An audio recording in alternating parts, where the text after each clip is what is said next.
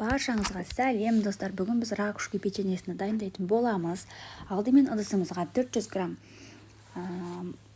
ұнымызды, 200 грамм мұздай маргаринімізді салып, осылай етіп біріктіріп алдық. Енді 3 дана жұмыртқаның саруызы, 200 грамм қаймағымызды салып, араластырып, барлығына қамыр жасап алатын боламыз.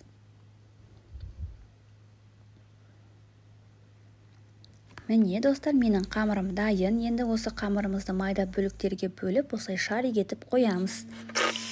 Енді 3 дана жұмыртқаның ақуызына 150 грамм қантымызды азалған салып, осылай миксердің көмегімен кетіріп аламыз. Міне осындай болуы қажет.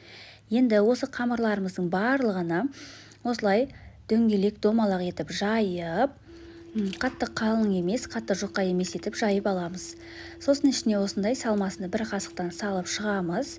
Өздеріңіздің қалауларыңызға қарай жаңғақ немесе мейіз қоссаңыздар болады. Мен осылайна жаңғақ қосып шықтым.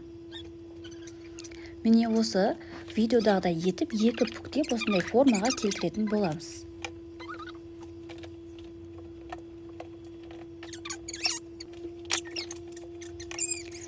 Ал екіншісіне мен ештеңе қосқан жоқпын. Мейіз, жаңғақ, онда ештеңе қоспай, жай ғана осылай өзінің креміменен жасадым. Міне осылайна барлығына осындай формаға келтіріп, листімізге енді барлығына жайғастырып аламыз.